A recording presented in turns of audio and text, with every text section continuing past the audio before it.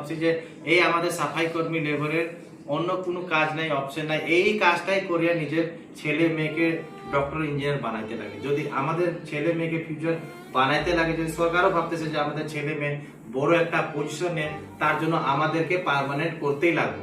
এখন সরকারের বহুতে ভুলের জন্য আমাদের এখন এরকমও লোক আছে সাফাই কর্মী লেবার যাদের বয়স 50,000 উপরে চলেছে। এরকমও আমাদের লেবার আছে সাফাই কর্মী যাদের বয়স, লেডিসও আছে যাদের বয়স 52 হয়ে গেছে, 55 হয়ে গেছে। এখন ওদের পার্মানেন্ট করার তো সময় চলে গেল। যদি সরকার নিজের টাইমে যদি ভালো মতন যদি সিদ্ধান্ত নিত, তাহলে আমাদের এই লোকগুলা 20 বছর আগেই পার্মানেন্ট হয়ে যেত। এখন আমাদের সিএম সাহেব আসামে 1 লাখ চাকরি দিল। তার সঙ্গে আমি আবার বিলাসীপাড়া আসলাম। বিলাসীপাড়ায় আগেও আমরা বহুত কাজ করছি, ধর্মাও বাড়াইছি, আর একটা 2-3টা লেডিস আমরা চাকরিও দিছি। আর একটা ওনার হাজবেন্ড মারা গেছিল, স্বামী, ওনারও চাকরি দিয়েছিলাম।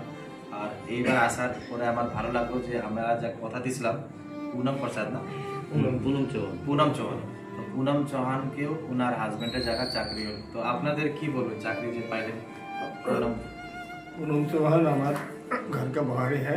हम उनके लिए भीम जी को दिव्य आंतरिक उनको शुभेच्छाएं उनको ज्ञापन करते हैं जो हमको नौकरी देने के लिए हम बहुत आनंदित हैं। और इसके लिए उनके लिए जो भी हो मेरा कर्तव्य तरफ से उनको बहुत से बधाई देता हूँ। আর আমাদের আমি ক্যামেরাম্যানকে বলবো কি আমাদেরকে পুরো টিমকে দেখাইতে, যে আমাদের টিমটা যে আজকে বিলাসীপাড়া যে আমাদের টিম আছে, এই বিলাসীপাড়া এই টিমটা নিয়ে আমরা কন্টিনিউয়াস 5 বছর দিয়ে কাজ করতেছি। আর বহুত কাজ হয়েছে, আর যত কাজ হয়েছে আমাদের সব এই গ্রুপটা নিয়ে কাজ করছি।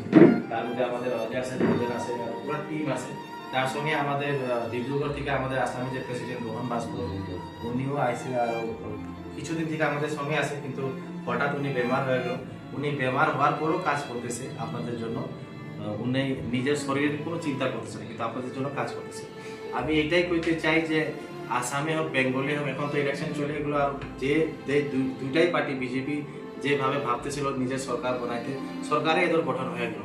কিন্তু এখন এদের সময় হয়ে গেল যে এখন আসাম বেঙ্গলে বিজেপি এবং আমাদের জাতির জন্য কাজ করতে লাগবে। আমরা ভোট দিলাম, আমরা ওনাদেরকে সরকারে আনে দিলাম, এখন ওনাদেরও দায়িত্ব হলো আমাদের জন্য কাজ করতে।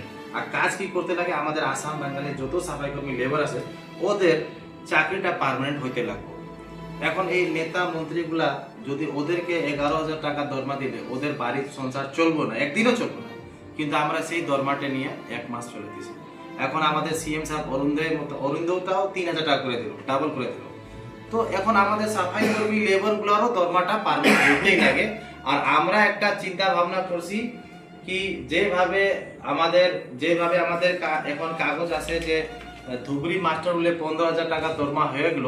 তো আগে এই জায়গায় 4,000 মতন দরমা ছিল, তারপরে 11 হয়ে গেল। এখন আমরা ধুবড়ির মতো বিলাসীপাড়াও দরমাটা 15,000 টাকা করবো। আর যেগুলা 16,000 টাকা পাইতেছে বিলাসীপাড়া, ওদের দরমাটা আমরা 18,000 করবো। এখন আপাতত এটাই করবো, এটা আমাদের বিলাসীপাড়ার জন্য দাবি আছে। কিন্তু আসাম লেভেলে আমরা চাকরিটা আপনাদের পার্মানেন্ট করবো। আর পার্মানেন্ট করার জন্য আমাদের আমাদের সাফাই কর্মী লেবার আসাম যত আছে সব আমরা একদিন এক জায়গায় গুয়াহাটি গুট হবো। আর আমরা চেষ্টা করবো সরকার কি করতে পারে। কারণ আমরা একটা কথা বুঝে নিছি কি আমাদের এই সাফাই কর্মী, আমি একটা কথা ভাবছি যে এই আমাদের সাফাই কর্মী লেবারের অন্য কোনো কাজ নাই, অপশন নাই, এই কাজটাই করিয়া নিজের ছেলে মেয়েকে ডক্টর ইঞ্জিনিয়ার বানাইতে লাগে। যদি আমাদের ছেলে মেয়েকে ফিউচার বানাইতে লাগে, যদি সরকারও ভাবতেছে যে আমাদের ছেলে মেয়ে বড় একটা পজিশনে, তার জন্য আমাদেরকে পার্মানেন্ট করতেই লাগবে। এখন সরকারের বহুতে ভুলের জন্য আমাদের এখন এরকমও লোক আছে সাফাই কর্মী লেবার যাদের বয়স 50,000 উপরে চলেছে। এরকমও আমাদের লেবার আছে সাফাই কর্মী যাদের বয়স, লেডিসও আছে যাদের বয়স 52 হয়ে গেছে, 55 হয়ে গেছে। এখন ওদের পার্মানেন্ট করার তো সময় চলে গেল। যদি সরকার নিজের টাইমে যদি ভালো মতন যদি সিদ্ধান্ত নিত, তাহলে আমাদের এই লোকগুলা 20 বছর আগেই পার্মানেন্ট হয়ে যেত। এখন আমাদের সিএম সাহেব আসামে 1 লাখ চাকরি দিল, 1 লাখ লোককে চাকরি দিল। তো যদি 1 লাখ নতুন চাকরি দিতে পারে, তাহলে আমাদের আগে থেকে যে সাফাই কর্মী লেবার গুলা 10 বছর থেকে কাজ করতেছে ওদেরও পার্মানেন্ট হইতে নাকি না, বলেন আপনি জোরে কে বলেন, হইতে লাগে?